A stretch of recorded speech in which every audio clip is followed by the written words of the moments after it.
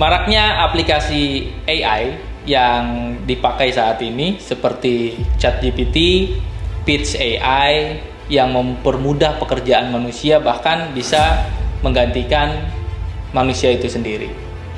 Membuat saya berpikir kemana arah dunia ke depannya. Nah, saya teringat dengan buku sebagai referensi bahan ajar saya yang berjudul A Whole New Mind, di mana di buku ini dijelaskan karakteristik dunia ke depannya.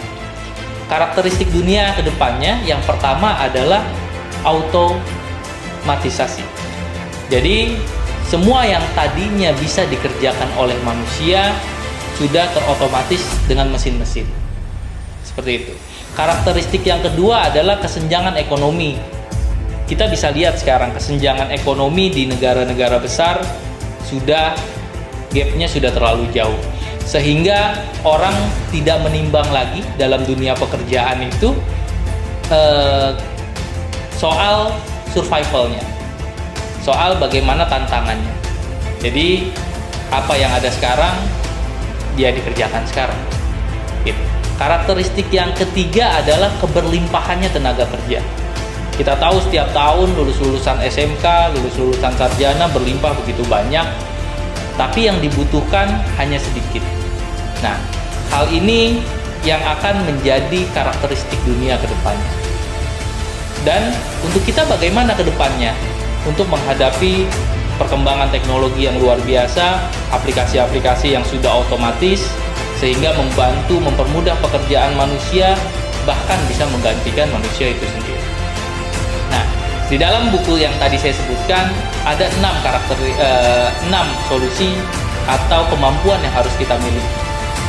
Kemampuan yang pertama adalah desain. Tidak hanya kemampuan fungsionalnya saja, karena kemampuan fungsional itu sudah bisa dibuat oleh mesin. Seperti itu. Tapi juga kemampuan desain terhadap fungsional itu sendiri. Bagaimana kita mendesain dengan karakteristik sendiri, dengan desain yang humanis, dengan desain yang manis, yang cantik. Nah, itu sudah ranahnya manusia. Mesin tidak bisa melakukan itu. Kemampuan yang kedua yang harus kita miliki adalah story. Kemampuan kita dalam bercerita. Mungkin sekarang ketika kita membutuhkan sesuatu, kita tinggal search di Google menggunakan mesin pencarian, kita akan disediakan semua tentang apa yang ingin kita cari. Tapi mesin tidak bisa menceritakan atau memaknai sebuah teks yang sedang kita cari. Seperti itu. Yang ketiga adalah bagaimana kita memiliki kemampuan simponi. Bukan hanya melihat secara detail suatu hal, tapi juga kita bisa menghubungkan satu hal dengan satu hal yang lain. Seperti itu. Yang keempat adalah bagaimana kita memiliki skill atau kemampuan empati. Sehingga produk atau bisnis yang kita buat atau pekerjaan yang sedang kita kerjakan memberikan sentuhan empati.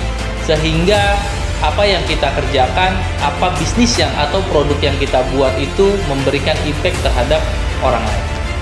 Dan yang terakhir adalah play. Bagaimana kita memiliki kemampuan untuk berimajinasi, kemampuan untuk bermain, sehingga tidak selamanya serius-serius saja. Bayangkan kalau misalkan semua berkomunikasi dengan mesin, seperti itu. Yang terakhir adalah meaning. Tentu sebuah karya atau sebuah produk tidak hanya mengejar secara finansial, tapi juga bagaimana kita memberikan impact terhadap orang banyak dari suatu pekerjaan atau suatu produk yang kita ciptakan. Jadi dari tantangan tadi memiliki 3 karakteristik dunia ke depannya, dan ada 6 hal yang harus kita miliki untuk menghadapi tantangan dunia ke depannya. Sekian pembahasan kali ini tentang artificial intelligence. Semoga kita bisa menghadapi tantangan global, dan sampai ketemu lagi di konten-konten berikut yang lebih menarik lagi. Assalamualaikum warahmatullahi wabarakatuh.